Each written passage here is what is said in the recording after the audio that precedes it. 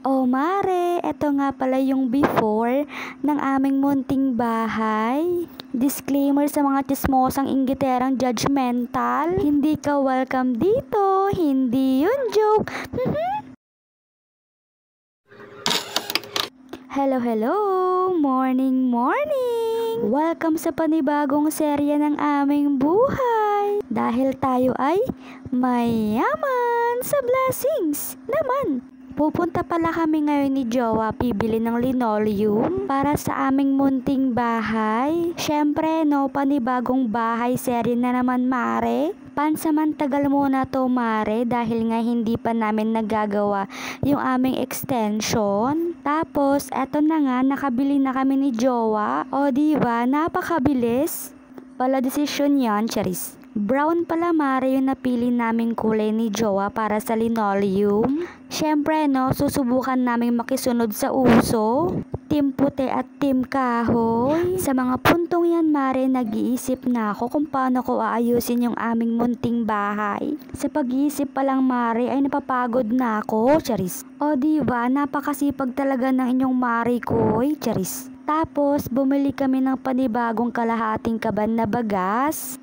O diba, Ilocano yarn. Ito pala mare yung mga malilit na bagay na aming nabibili ni Jowa na malaking tulong sa amin na nagpapasaya sa amin araw-araw. Syempre no, baby step muna kami ni Jowa. Pasasaan ba't papagalawin din Lord yung baso para sa amin ni Jowa. Malaking blessings neto para sa amin ni Jowa. Thank you Lord.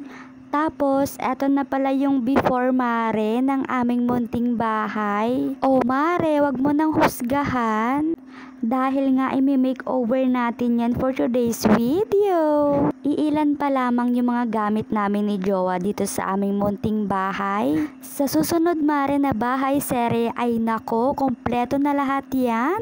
Tapos, bago natin simulan yung makeover, kailangan muna nating maglinis. Syempre, no, sisimulan ko nga pala mare sa pagpupunas ng aming munting sahig. Manifesting sa susunod na videos, nakamap na ang inyong marikoy. Hindi na ako paupo-upo, papunas-punas ng sahig. Tapos, eto na pala yung araw na ilalagyan namin yung linoleum. Syempre, ipapakita ko ulit sa yung bahay namin, no? Kung napapangitan ka nga pala dito sa aming munting bahay, ay nako, choice mo yan, mare. Pero kami ni Jowa, pinili naming pagandahin ang aming munting bahay. Syempre, no, pundar naming dalawa ito ni Jowa. Kaya naman, paunti-unti, pinapaganda na namin ni Jowa. At ayan na nga, sinisimulan ng magulis ni Jowa sa aming munting sahig. At syempre, inilipat na rin namin yung mga ibang gamit. Tapos, nag-spray na rin si Jowa para maalis at mawala yung mga peste. Charis. Tapos, eto na nga pala yung serye ng hindi namin pagkakaunawaan ni Jowa. Kaya ang inyong marikoy nag-adjust, no? Kasi ba naman alam ko sa sarili ko na hindi ko kaya ng mag-isa. Kaya ako na lang yung mag-a-adjust para kay Jowa. Aba, syempre, mahirap magbuhat ng mag-isa tsaka maglinis, no? Kapag si Jowa yung sinumpong, ay nako, sobra pa yan sa toyo ko. Kaya eto, for the video muna ng inyong marikoy. At syempre, siya na yung mga gumagawa at gumugupit ng mga yan. Madali lang naman na ilagay yung mga linoleum. Yun nga lang, kapag maglilipat na ng mga gamit, ganyan, doon na nagkakatalo mga mare.